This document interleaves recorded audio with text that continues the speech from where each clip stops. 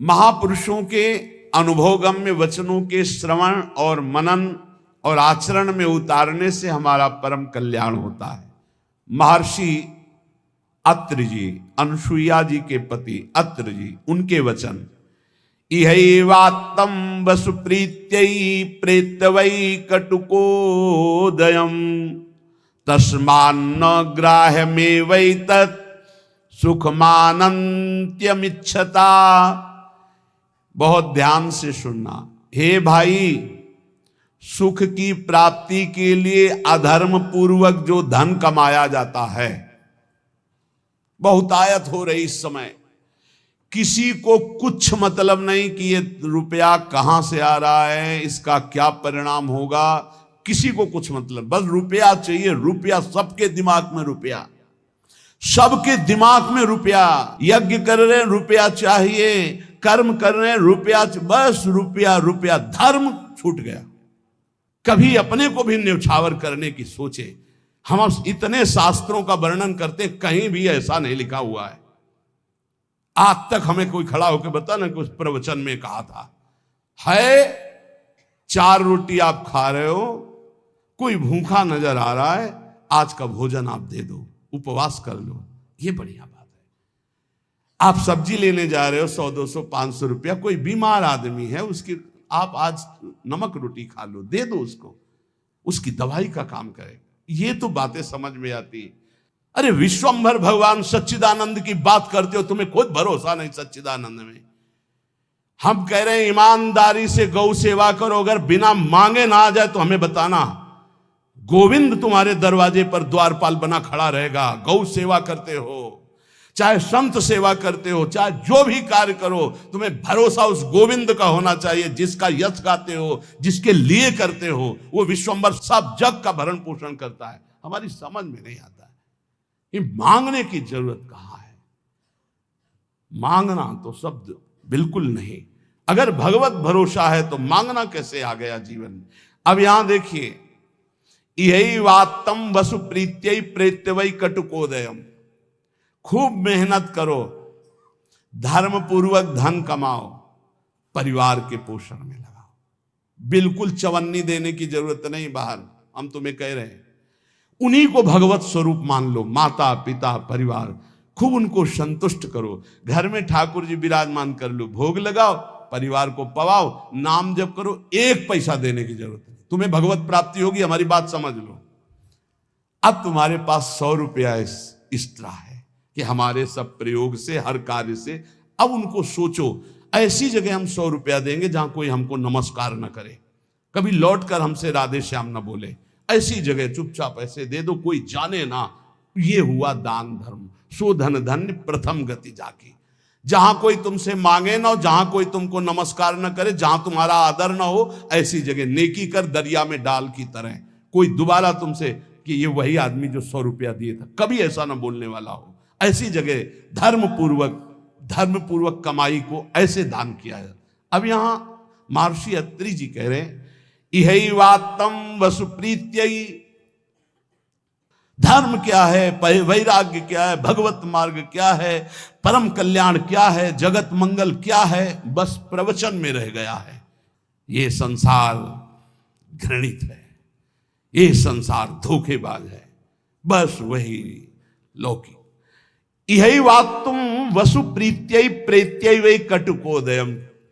सबके दिमाग में सोने से जागने तक, जैसे अनन्य भक्त के चिंतन में केवल हरि राधा, ऐसे संसारी के केवल दिमाग में रुपया, सुबह से शाम तक, शाम से सुबह तक।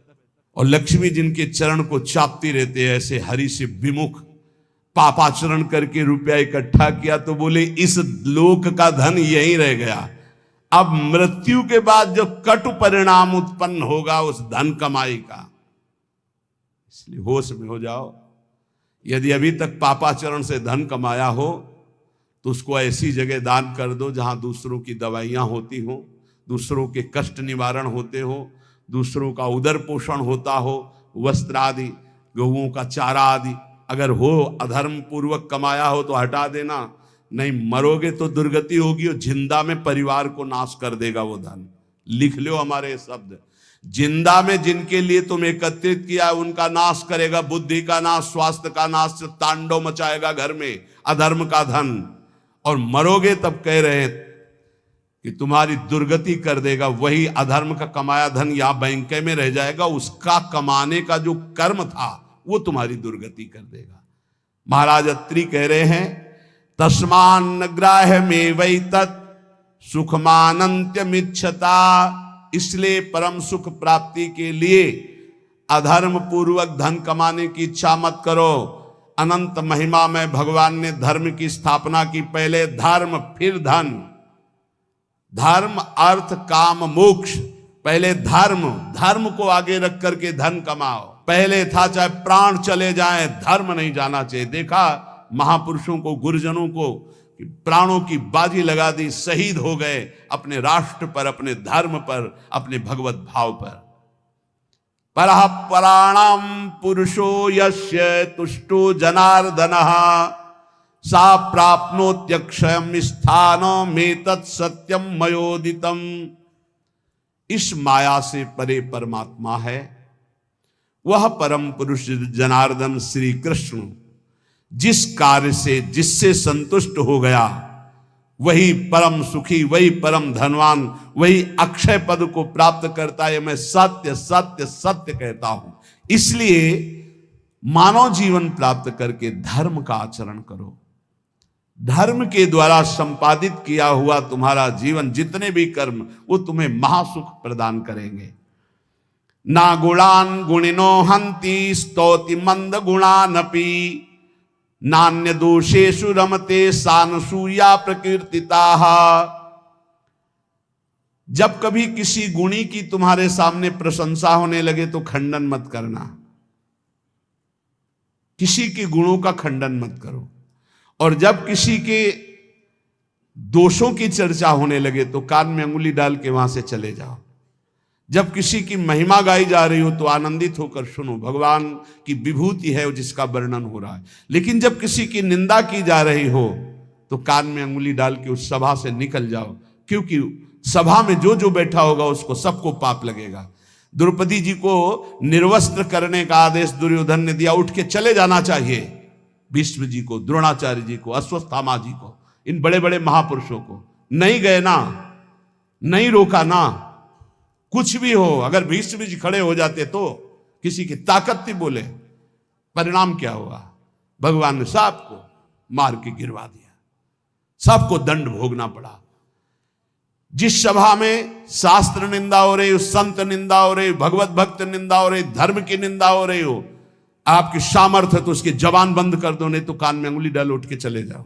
उत्तम बात यही, कान में अंगुली डालो, उठ के चले जाओ, क्योंकि सामर्थ्य की बात कानून विरुद्ध हो जाएगी। कुछ भी करना कानून के विरुद्ध होगा। परस्मिन् बंधु वर्गे वा मित्रे द्वेष्ये रिपौ तथा आपन्ने रक्षितव्यम तु दयैषा परिकीर्तिताः। चाहे कोई पराया, चाहे कोई अपना हो, चाहे भाई हो, चाहे दुश्मन हो, यदि आप भक्त हैं तो आपका व्यवहार राग और वैर से रहित होना चाहिए। भाई के प्रति राग नहीं और दुश्मन के प्रति वैर नहीं। अगर भारी विपत्ति में भाई फंस जाए तो हम कैसे करेंगे? उसकी दुख निवृत्ति। ऐसे अगर दुश्मन भी फंस जाए तो हम उसकी दुख निवृत्ति का कार्य करेंगे। दुश्मन है, वो हमें गाली देता है, अपमानित करता है, हमारा बुरा चाहता है, लेकिन हम उसका मंगल चाहेंगे, बोले उसे भक्त कहते हैं। उसे कहते हैं वो राग द्वेष रहित भगवान का भक्त जो दयावान है। आन संशयम क्षमा सत्य महिंसा दान मार्जवम प्रीति प्रसादो माधुर्यम मार्दवम च यमादस। यम और नियम, ये जिसके जीवन में होते हैं वो बहुत दैवी संपदावान माना जाता है, भागवतिक माना जाता है। यम किसे कहते हैं? ये 10 होते हैं। यम 10 और नियम 10 होते हैं। यम पहला है आनुशंस्यम, अक्रूरता। किसी के प्रति भी क्रूर वचन, क्रूर व्यवहार बिल्कुल नहीं होना चाहिए। क्रूरता तब आती है जब हमारे विपरीत कोई व्यवहार करता है, तब उसके बोलने की क्रूरता हो जाती है, चेष्टा में क्रूरता हो जाती है, हृदय में क्रूरता हो जाती है। अचानक आक्रमण होता है। अगर संबोधन करके आवे कि तुम्हारी परीक्षा हो रही तो शायद साधक सावधान हो जाए, पर अचानक आक्रमण माया का होता है। वो संभल ही नहीं पाता कि मेरी परीक्षा हो रही, और वो क्रूर बोल देता है, क्रूर कर्म कर देता है, क्रूर चिंतन कर देता है। इसका मतलब यम कमजोर है, यम नियम में वो कमजोर है। पहला यम है अक्रूरता। न वाणी में क्रूरता हो, न शरीर में चेष्टाओं में क्रूरता हो, न मन में क्रूरता हो, अक्रूरता। दूसरा है क्षमा। सबसे बड़ा बल है क्षमा। कोई कितना भी कैसा भी व्यवहार करे, क्षमा बल से उसे जीत लेना चाहिए। तीसरा है सत्य। सत्य के समान कोई दान नहीं, कोई पवित्रता नहीं, कोई बड़ा अनुष्ठान नहीं। वाणी से सत्य बोलने का नियम बना ले। कलिकाल है, इतना झूठ का बोल बाला है, पूछो मत। झूठ है ही झूठ, औरों से तो और जाने तो गुरु जी से झूठ। कई बार कहा है कि एक घर तो छोड़ दो गुरुदेव का, कम से कम उनके सामने तो सत्य बोलो। एक क्षण में उनसे भी झूठ, और जबकि पता है कि उनको पता हो जाएगा, फिर भी झूठ बोल देना। अरे भाई, फांसी थोड़ी लग जाएगी, डांट लग जाएगी, गुस्सा हो जाएंगे, पर हम सत्य बोल देंगे तो हमारा अपराध क्षमा हो जाएगा। सत्य एक जगह तो नियम ले लो, तो सब जगह धीरे धीरे फिर भाव मानी संख्या से सवाल हल हो जाएगा। एक जगह सत्य बोलना शुरू कर दो। वाणी में सत्य बोलना, ये यम का नियम। अक्रूरता, क्षमा और सत्य। हमारा जब वाणी में सत्य होगा तो आचरण भी सद आचरण होंगे, फिर हमारा विचार भी सद विचार होगा, और संग भी सदसंग होगा। यम अगला सत्य के बाद अहिंसा। किसी की भी हिंसा न करना, न मन से, न वचन से, न कर्म से। सत्यम, अहिंसा और दान। सुधन धन्य प्रथम गति की दान। बस दान का तात्पर्य इतना ही समझ लो, अहंकार रहित त्वदीयम वस्तु गोविंदम तुभ्यमेव समर्पये। हे प्रभु, आपके द्वारा दी हुई वस्तु तो ये परिवार से थोड़ा, हमारे परिवार भर के लिए इतना प्रयोग हो गया, 10 रुपया बढ़े, बस ऐसा। ये हमने कहीं नहीं सुना। गरीब आदमी अगर एक बछिया दान करता है तो एक राजा 1 करोड़ गाय दान करे स्वर्णिम आभूषणों से अलंकृत करके, तो उस गरीब आदमी की बछिया के बराबर नहीं होगा। ध्यान रखना, जो गरीब होकर के दान करता है उसका विशेष महत्व होता है। उसकी 4 रोटी उसके पूरे जीवन के कमाई मेहनत से, और तुम 4 करोड़ ऐसे, तो उसकी रोटी के बराबर नहीं हो सकता है। इसलिए दान का विशेष महत्व धर्म द्वारा कमाया हो। जैसे एक बार हमने सत्संग में बताया था दान के विषय में, सेतुआ यज्ञ का, मुदगल ऋषि, वो कभी किसी से दान नहीं लेते थे, तो शीलोंच वृत्ति के द्वारा वो अपना उदर पोषण करते। सील कहते हैं जो किसान अपना खेतों से अन्न का अधिकार ले चुका है, अब वो ऐसे खेत, उनमें जो दाने बाली पड़ा है उसे बिन लेना। उंच कहते हैं जो बाजार में जहां अन्न की बाजार लगी वो उठ चुकी है, इसके बाद जो दाने गिरे उनको उठा लेना।